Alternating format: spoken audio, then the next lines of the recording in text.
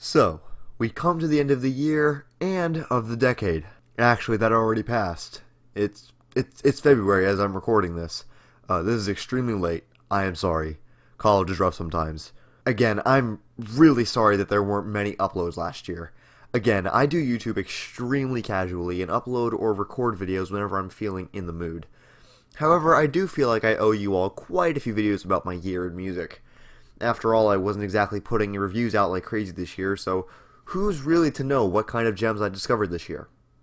Well, that's what this video here today is for. 2019 was a massive, absolutely massive year of growth for me when it comes to musical understanding and consumption. I finally managed to learn music theory.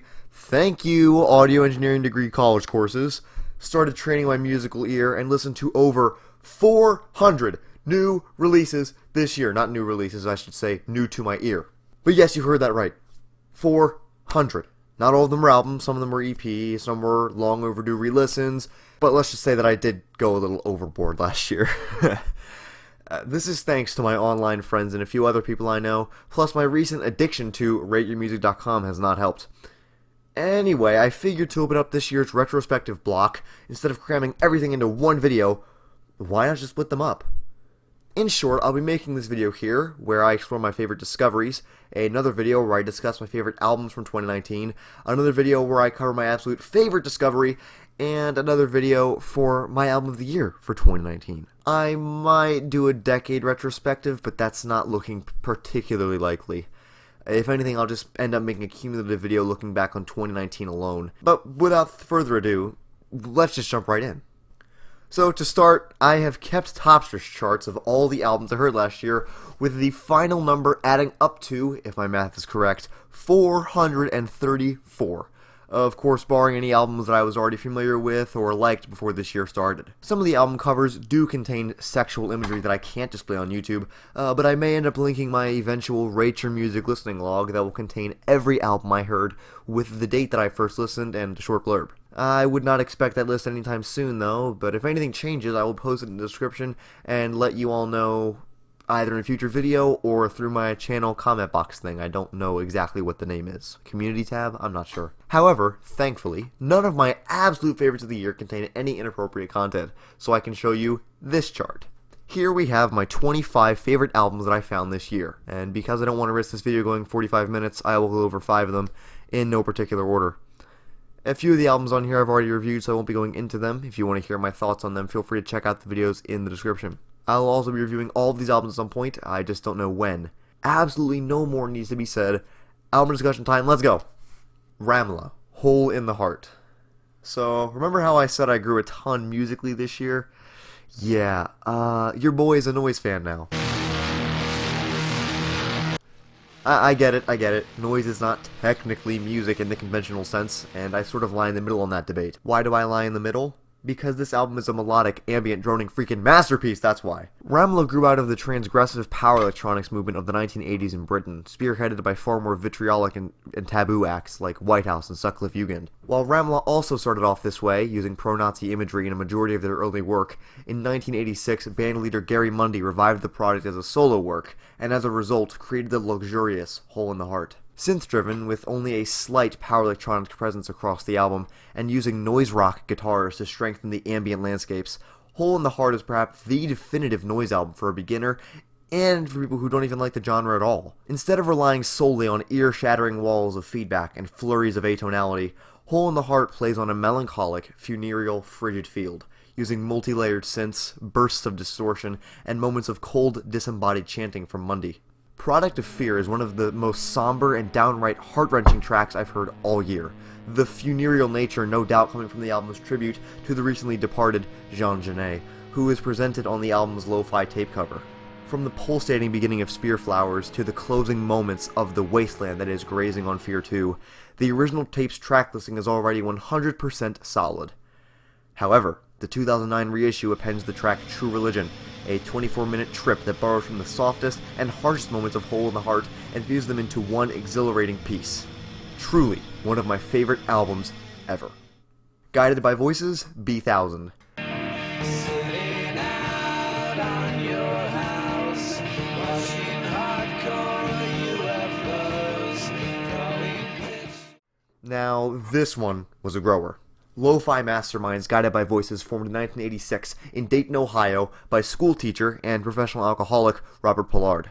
After GBV remained unsuccessful for the first 7 years of its lifespan, Pollard planned to kill off the project after releasing one final album, B-1000, the band's masterpiece. GBV has one of the biggest discographies I've seen in independent music, with 30 albums, 3 being released in the last year actually, so I can't say for sure just how many albums they've got that are total gems. One thing I'm certain about though, B-1000 is a cornerstone in lo-fi history, and is one of the best albums the style has to offer. Manic and sometimes downright crazy imagery fills the album's lyrics, and the instrument sounds like 60s garage rock gone even muddier. Seen perhaps most expertly on Smothered in Hugs, Echoes Myron, and I Am a Scientist especially. I'm willing to say that I love the whole album, but it's 20 tracks, so you're not going to be getting an in-depth look today, sorry. I will say, however, that my favorite track is undoubtedly the 30-second Cough and You'll Miss It, You're Not an Airplane. A rather melancholic yet mysterious piano ballad played by Tobin Sprout closes the album, and leaves the listener, at least in my case, wanting more, yet feeling perfectly satisfied. Perhaps a perfect example of sequencing at its finest, and surely one of the greatest albums ever recorded. This Heat, Deceit. I do not know how to talk about this album. It is insanity trapped in an album about the fears of nuclear war. It's an album wrapped in atonality and dissonance. An album influenced by krautrock, industrial, tape experiments, and post-punk, sometimes all at once. Deceit is a barren wasteland that will wedge itself in a listener's head forever, serving as a document of musically rebellious Cold War hysteria. Deceit took a lot of warming up from me, but the album's odd charming nature has kept me drawn into its chaotic atmosphere, where frigid and sharp punches are thrown at you like snowballs covered in shards of glass. Okay, that's kind of an awful analogy, but my point is that Deceit is crazy. Okay? Deceit is crazy. Talk. Laughingstock.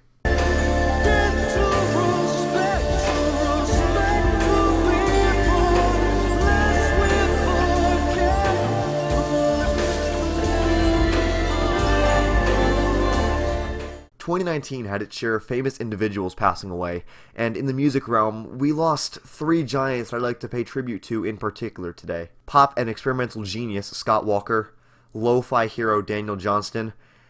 I'm going to make another exception here. This is not in my script, but I just remembered this off the top of my head. I'd also like to pay tribute to Silver Jews frontman David Berman, who committed suicide in August of 2019. And the inimitable Mark Hollis, frontman of another pop-turned-experimental 80s outfit, Talk. At the recommendations of my friends, I made my way through their final album, Laughingstock, for the first time a few weeks after Hollis had passed. At first I thought it was alright. You know, nothing too special, but nothing to cough at either. I've always had a trend of sorts. When I listen to an album late at night, or early in the morning after I've already heard it, it ends up clicking. Well, that's what happened with Laughingstock. A transcendental musical journey is accompanied with a somewhat subjective yet equally tragic concept about one's ascension to the afterlife after committing suicide, all the while Mark Hollis' cryptic and at points indecipherable vocals and lyrics croak and bubble above the surface. Laughingstock is one of the first albums in the post-rock genre, marking the genre's emphasis on timbre and non-conventional musical structures, as well as sparse ambient sounds that are present throughout the record. Perhaps one of the most cathartic and emotional albums ever recorded, Laughingstock continues to sound like a fresh breath of musical air nearly 30 years after release, and is undeniably the peak of Mark Hollis' musical abilities. Sebadoh, Weed Forestin. Hey girl, do you see the thing I see?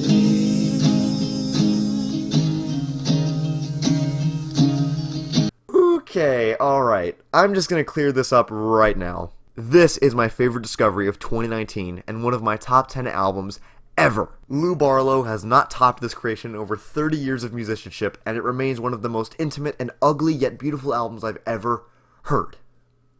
In 1986, Lew Barlow was the bassist for the now legendary noise rock outfit Dinosaur Jr., and managed to get one of his strange home recordings tacked onto the end of the band's breakout album, 1987's You're Living All Over Me. Titled Polito, the track contains disturbing sound collages, noise sections, and multi-layered, heavily affected tracks of Barlow singing and playing ukulele.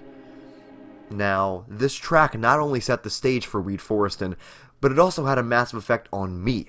You're Living All Over Me is one of my favorite albums of all time, but Polito, being the black sheep that it is, makes it my favorite track. It's such a sideswipe after being slammed with walls of guitar feedback for over 30 minutes at this point, and it remains one of the best examples of lo-fi music I've ever heard. In terms of Weed Forestin, Polito is merely a prologue to the insanely personal and insanely weird inner workings of Weed Forestin. Lew was going through the ringer with something a lot of young men face: loneliness and horniness. He was in a band gaining significant underground traction, but there was still an empty gap. Filled with post-pubescent hormones, jealousy at his peers, and sexual frustration, Barlow slammed out 23 songs across 1986 and early 1987 for inclusion on Weed Forestin, with topics ranging from frank yet humorous discussion about his masturbation habits, jealousy of the men and women in relationships around him, broken relationships themselves, daydreaming about his future wife, personal strength and independence, to somber yet hopeful declarations. One can make the surface-level accusation that Barlow's songwriting is immature and disgusting, but there is a sense of self-hatred that clouds this entire album, where he realizes that some of the things that he feels are confusing and incorrect in a way. Now, out of the 23 songs, in terms of the greatest on here, I have no choice but to elect the brilliant and iconic Brand New Love. Without a doubt Barlow's finest hour, the track falls under the aforementioned somber yet hopeful declarations. Standing at an in-and-out length of 2 minutes and 30 seconds, Brand New Love is the final track on the album, closing the chapter of Barlow's life full of self-pity, misery, and loneliness. Now, why do I say that specifically? Well, mere months after releasing the album in a limited quantity at local Massachusetts record stores, Barlow met his future wife, Kathleen Billis. As someone who is not as particularly angry as Lew was in 1986, but it's probably just as lonely, Weed Forestin feels like something that I can turn to, and it's one of the most relatable albums I've ever listened to. And of course, one of the greatest as well, seeing as how it's in my top 10 of all time. Well, with that, that's the first of my year in review videos down, in the middle of February of the next year. Hopefully I'm a little bit more consistent on getting the other videos out. I will try my hardest. Thank you all so much for watching. If anyone is curious to check out all the albums on that 25 album chart of my favorites, I will leave the list in the description below, and I will keep this trend going for the other videos. Anyway, that's all for today. Thanks again for watching, and I'll see you all later. Take care, everybody.